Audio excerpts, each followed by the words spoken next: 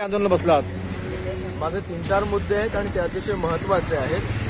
त्यातील पहिला मुद्दा आहे विद्यार्थ्यांच्या वसतिगृहासाठीचा।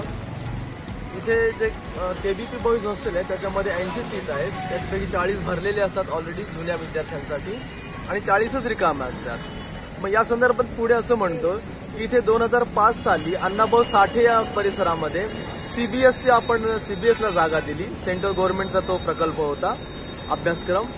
आणि नंतर कालांतराने त्यांना आपण पुन्हा नॅनो टेक्नॉलॉजी आहे तिकडे स्वतंत्रपणे जागा दिली आहे। आता ते काय करत आहेत, दोन्ही परिसर वापरत आहेत सीबीएस। आम्हाला माझं म्हणणं आहे की अण्णाभाऊ साठे जो परिसर आहे तो त्यांनी सोडावा, कारण तिथे एमओयू सुद्धा संपलेला आहे। 2016 सालापासूनच त्यांचा करार संपलेला आहे।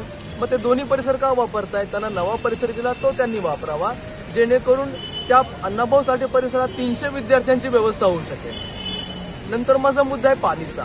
पाली 2005 पासून चालत असूनही व्यवस्थितपणे विपुल विद्यार्थी संख्या असूनही ते अजून ऍडेड नाहीये। साधा ऍडेडचा प्रस्ताव सुद्धा शासनाकडे पाठवला गेला नाहीये। तर माझं म्हणणं असं आहे की ताबडतोब शासनाकडे ऍडेड करण्यासाठीचा प्रस्ताव पाठवावा। नंतर गेल्या वर्षी जेव्हा आंदोलन झालं होतं तेव्हा व्हीसीने पाली विभागासाठी स्वतंत्र अशी एक जागा दिली, स्थलांतर केलं। त्यासाठी त्यांनी लँग्वेज भवनचा पहिला फ्लोअर दिला, पण तेव्हा आमची अशी मागणी होती स्वतंत्र जमीन सुद्धा द्यावी। ते त्यांनी सांगितले सिनेटची स्थापना झाली नाही, मॅनेजमेंट काउन्सिल झालेली नाहीये, ती होऊ द्या म्हणजे आम्ही देतो। आणि आम्ही तुमच्या शब्दावर विश्वास ठेवला, पण आता बघतोय तर ते पाली विभागाला पहिलवी अवस्था या विभागात टाकत आहे। तो अवस्था पहिलवी जो आहे तो त्याच्यामध्ये अवस्था पहिलवी पाली प्राकृत असं करत आहे।